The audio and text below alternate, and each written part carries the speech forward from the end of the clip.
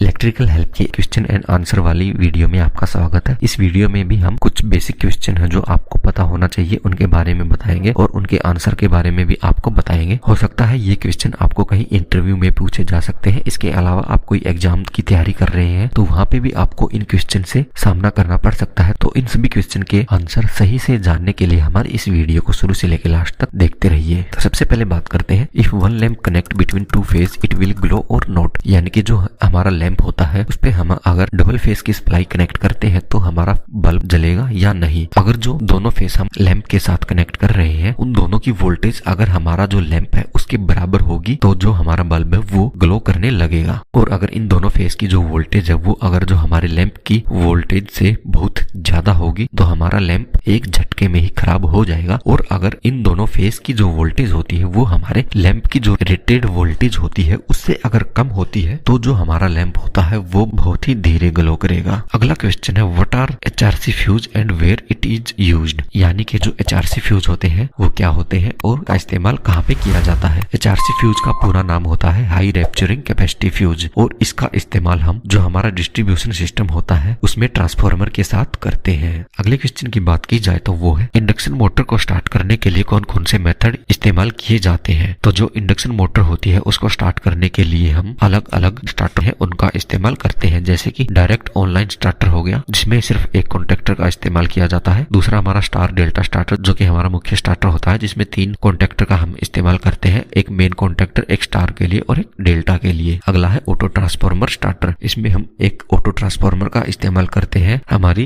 Induction motor को चालू करने के लिए। इससे आगे होता है रेजिस्टेंस स्टार्टर जिसमें बहुत सारे रेजिस्टेंस लगे होते हैं जो मोटर को चालू करते समय करंट और वोल्टेज को कंट्रोल करने का काम करते हैं। और अगला होता है सीरीज रिएक्टर स्टार्टर। तो ये कुछ मेथड होते हैं जो इंडक्शन मोटर को स्टार्ट करने के लिए इस्तेमाल हम करते हैं। अब अगला हमारा जो क्वेश्चन है वो है, what is the difference between earth resistance and earth electrode resistance. यानी कि जो हमारा अर्थ रेजिस्टेंस होता है और अर्थ इलेक्ट्रोड का जो रेजिस्टेंस होता है इन दोनों में क्या अंतर होता है। अर्थ रेजिस्टेंस की बात की जाए तो जब हम किसी भी उपकरण की अर्थिंग करते हैं हमारे उस पॉइंट से लेके जो हमने हमारी बिल्डिंग से दूर या उस उपकरण से दूर अर्थ इलेक्ट्रोड जमीन में दबाया है उस अर्थ इलेक्ट्रोड के बीच का जो रेजिस्टेंस आता है उसको हम अर्थ रेजिस्टेंस कहते हैं। और अर्थ इलेक्ट्रोड रेजिस्टेंस की बात की जाए तो जो हम अर्थिंग करने के लिए मेटल यूज करते हैं उस मेटल का जो रेजिस्टेंस होता है वो हमारे अर्थ इलेक्ट्रोड का रेजिस्टेंस होता है। इसके अलावा हमने जितनी भी हमारी अर्थिंग की है और उन सभी के बीच में जो भी तार या मेटल की स्ट्रिप जो हमने लगाई है उसके रेजिस्टेंस को हम अर्थ इलेक्ट्रोड का रेजिस्टेंस मान सकते हैं। अगर हम दो बल्ब जिनमें एक 100 वाट का हो और एक 40 वाट का दोनों को सीरीज में जोड़ के उस पे 230 वोल्ट की सप्लाई देते हैं तो हमारा कौन सा बल्ब ज्यादा ब्राइट ग्लो करेगा। तो जैसे कि हमने दोनों बल्ब को सीरीज में जोड़ के 230 वोल्ट की सप्लाई दी है तो हम दोनों ही बल्ब को बराबर मात्रा में सप्लाई दे रहे हैं यानी कि 230 वोल्ट दोनों को दे रहे हैं। लेकिन जो 40 वाट का बल्ब है उसका रेजिस्टेंस ज्यादा होगा और 100 वाट का रेजिस्टेंस कम होगा। तो ऐसे में 40 वाट के बल्ब का रेजिस्टेंस ज्यादा होने के कारण जो हमारा 40 वाट का बल्ब है वो ज्यादा ब्राइट ग्लो करेगा। अगले क्वेश्चन की बात की जाए तो what is reverse power relay. यानी कि जो रिवर्स पावर रिले होती है वो क्या होती है। रिवर्स पावर फ्लो रिले का जो इस्तेमाल है वो हमारे जनरेटिंग स्टेशन में किया जाता है। और जैसे कि एक जनरेटिंग स्टेशन ग्रिड को पावर सप्लाई भेजता है तो ऐसे में अगर जनरेटिंग स्टेशन बंद होता है तो वो पावर ग्रिड को कोई भी सप्लाई नहीं भेज पाएगा। और जैसे कि जो हमारी ग्रिड होती है वो एक जनरेटिंग स्टेशन से ना जुड़ी होकर बहुत सारे अलग अलग पावर के सोर्स होते हैं तो किसी अन्य दूसरे सोर्स से यानी कि कोई दूसरा जनरेटिंग स्टेशन या फिर हमारा जो जनरेटर होता है उसके द्वारा सप्लाई ग्रिड से वापस जनरेटिंग स्टेशन में ना पहुंच पाए इसके लिए हम रिवर्स पावर फ्लो रिले का इस्तेमाल करते हैं। तो ये थे कुछ ऐसे क्वेश्चन जिनका पता आपको होना चाहिए था जो आपको किसी भी इंटरव्यू में या फिर किसी भी एग्जाम में पूछे जा सकते हैं। उम्मीद है आपको पसंद आए होंगे। अगर पसंद आए तो हमारे इस वीडियो को लाइक कीजिए, कमेंट कीजिए, शेयर कीजिए। इसके अलावा अगर आपको भी किसी और इलेक्ट्रिकल से जुड़े हुए क्वेश्चन का आंसर जानना है तो आप हमें नीचे कमेंट में बता सकते हैं।